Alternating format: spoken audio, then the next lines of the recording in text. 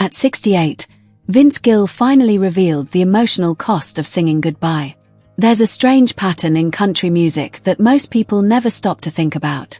When somebody dies, when the room feels unbearably heavy, when the flowers are lined up near the casket and nobody really knows what to say, one voice keeps showing up. Vince Gill's. Not because he chases those moments. Not because he wants the attention. But because again and again, families ask for that song. Go rest high on that mountain. Over the years, it stopped being just a country hit. It became something else entirely. A farewell. A prayer. A final comfort. It's been played in churches, memorial halls, small-town chapels, military funerals, and living rooms where grieving families needed something steady to hold on to. And the truth is, that kind of legacy may sound beautiful from the outside, but it comes with a cost people rarely talk about. Because once your voice becomes tied to grief, it doesn't stay on the stage. It follows you home. That's what makes Vince Gill's story so much deeper than people realize. Long before he became the voice people leaned on in moments of loss, he was simply an artist trying to process pain he didn't fully understand yet. The song that changed everything began in 1989 after Keith Whitley died at just 34 years old. Nashville was stunned. The kind of stunned that doesn't make noise at first. It just settles over everything.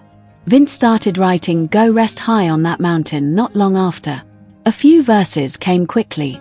That part made sense.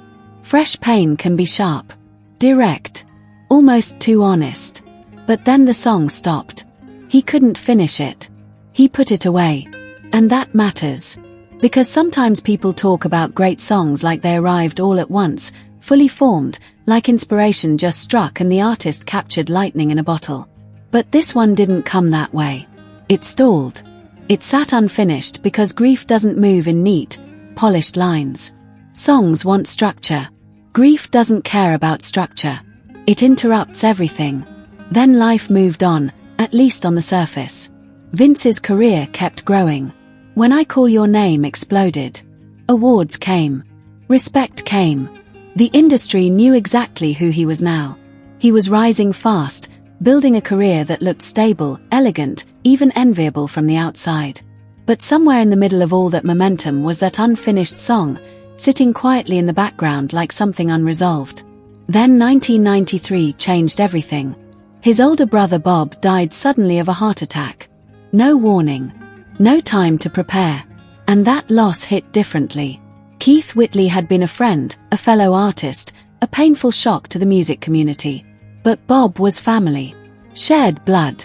Shared childhood. Shared memory. This wasn't industry grief. This was personal in the deepest way possible. Vince has always spoken about that loss with restraint, and maybe that's why it lands even harder. He never dramatized it. He didn't turn it into spectacle. He just carried it. And then he went back to the song. Not with some grand idea that now he was finally going to complete a masterpiece. Not like that. He returned to it because the words meant something new. Or maybe something true. Suddenly the missing piece was there. The final verse came. And now the song wasn't only about Keith Whitley anymore. It had absorbed more pain. More life. More reality. It became bigger than one death. It became a song about the kind of loss that leaves a permanent mark. That's why people feel it. Because Go Rest High on That Mountain doesn't sound like a performance. It sounds like acceptance trying to hold itself together. It doesn't rage. It doesn't demand answers. It doesn't scream at heaven. It accepts what cannot be changed. And honestly, that can be even more devastating than anger. By the time Vince recorded it for When Love Finds You, the song had become layered with grief that wasn't going away. Patti Loveless and Ricky Skaggs joined him, and that mattered too. Both had known Keith. Both brought their own sorrow into the room. So what listeners hear isn't just harmony. It's shared mourning. It's three people standing inside the same emotional weather. Then came the performance that made the song unforgettable. At the 1995 CMA Awards, Vince sang it publicly in a way people still remember decades later. And what makes that moment so powerful is that it didn't feel polished in the usual award show kind of way. It felt exposed. He looked like a man trying to get through the song, not conquer it. You could see it in his posture, in the way he carried the words, in the emotion he clearly wasn't trying to overplay. He swallowed hard between lines. The cameras caught it. That wasn't technique. That wasn't a manufactured tear for television. That was real pain rising through a live performance. The song won Grammys. It won awards. It earned standing ovations. But success attached to grief is complicated. Because what do you do when the biggest song of your career is also the one that hurts the most? You don't celebrate it the way you celebrate a party anthem or a chart-topping love song. This one didn't just become a hit. It became a lifelong obligation. Over and over, year after year, funeral after funeral, tribute after tribute, Vince kept getting called back to it. And little by little, something changed. He stopped being the man who wrote a beautiful song about loss. He became the man people call when loss enters the room. That's a different kind of burden. When George Jones died in 2013, the call came again. Of course it did. By then, it almost felt inevitable. If someone legendary passed away, Vince Gill would be there singing that song. At the Grand Ole Opry House Memorial for George Jones, he stepped forward the way he always does. Calm. Controlled. Guitar in hand. No drama. No theatrical entrance. Just presence. But if you watch closely, there's a shift in that performance. It's subtle. You could miss it if you weren't paying attention. His voice tightens for a moment. The breath catches. He glances down. He gathers himself. It wasn't a breakdown. That's exactly why it hits so hard. Because George Jones wasn't just another artist. He was one of the giants. A symbol of a whole era. And standing there singing farewell to him meant Vince was no longer the younger artist looking up. He was now one of the people left behind to carry the weight. That's a hard realization. The room changes when the legends start disappearing and you suddenly realize you're one of the last voices still standing. After George Jones came more losses. Merle Haggard. Glenn Campbell. John Prine. One by one, the room got quieter. Not the concert hall. The room of his peers. The room of the people who shaped his world. And that kind of repeated grief does something to a person, even when they don't talk about it publicly. Vince has never presented himself as tragic. He doesn't frame his life that way. But you don't need a dramatic confession to see the effect. You can hear it in the way he speaks now. Slower. Softer. More deliberate. Like he knows exactly how much words can weigh. That may be the part people underestimate.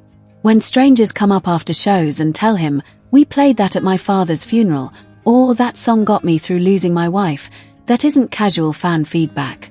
That's someone handing you one of the most painful moments of their life and saying your voice was part of it. Imagine carrying that over decades. Hundreds of stories. Thousands, maybe. Everyone attached to a name, a face, a family, a final goodbye. That's not ordinary fame. That's emotional exposure over a lifetime.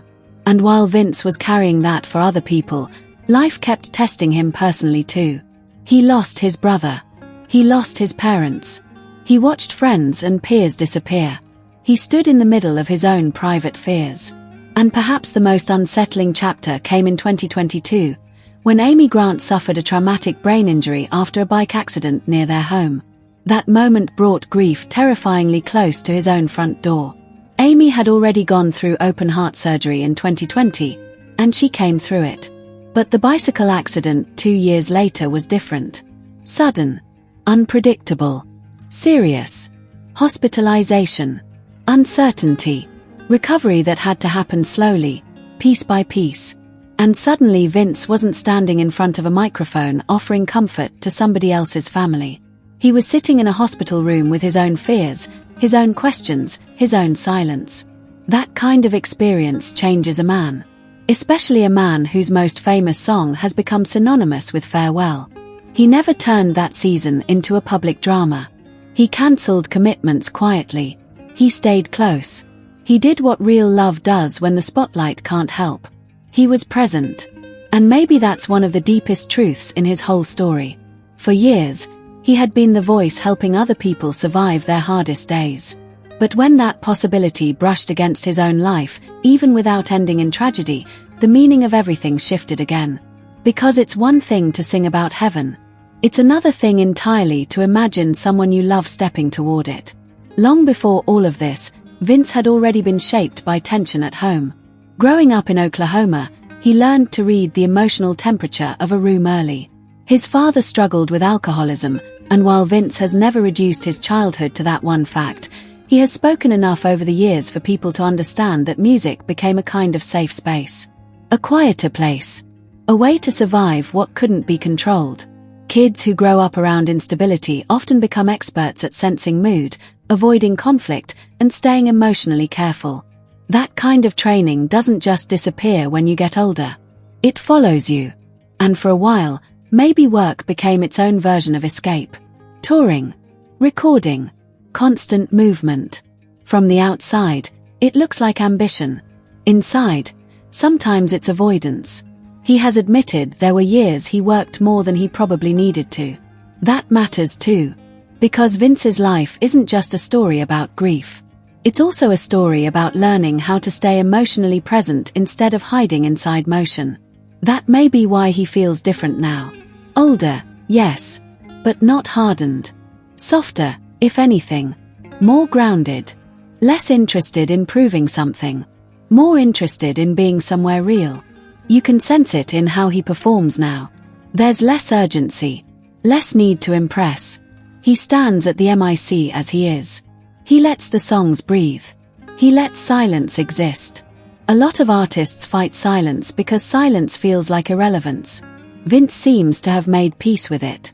And maybe that's because he knows silence better than most. He has spent decades stepping into rooms where silence meant someone was gone. He has watched people lean on music because words failed them. He has stood inside collective grief so many times that he no longer treats quiet like emptiness. He treats it like something sacred. That might be the real reason his voice still reaches people. Not because it demands attention. Because it makes room for feeling. At this point in his life, the awards speak for themselves. The Grammys, the Grand Ole Opry, the catalogue, the respect, the decades of work. None of that needs selling anymore. What matters now feels simpler and somehow deeper. The ordinary things. A morning at home. A little more time. Amy in the next room. A guitar resting against the wall. A day that doesn't need to become a headline to mean something. That's where Vince Gill seems to be now. Not chasing. Not proving. Tending. Tending to memory. Tending to love. Tending to the fragile beauty of ordinary life after spending so many years singing people through its endings. And maybe that is the most powerful part of his legacy. Not that he wrote one of the greatest songs about grief ever recorded. Not even that he kept singing it when the whole world wanted him to. It's that he carried all of that sorrow without becoming cold. Without becoming performative. Without turning pain into spectacle. He stayed gentle. That's rare. Because life did not spare Vince Gill. It gave him loss. It gave him fear. It gave him unfinished songs and hospital rooms and funerals and years of hearing strangers tell him how his voice accompanied the worst day of their lives. But somehow, instead of letting that harden him, it made him more trustworthy. More careful. More human. And that may be why, after all these years, his voice still sounds so steady. Not because he never broke. But because he learned how to hold heartbreak without letting it own him. Thank you, my viewer. I hope you keep it here on my channel for more discoveries on all the celebrities' untold journeys. Like, comment, and subscribe on Hajara Rama channel. Thank you so much.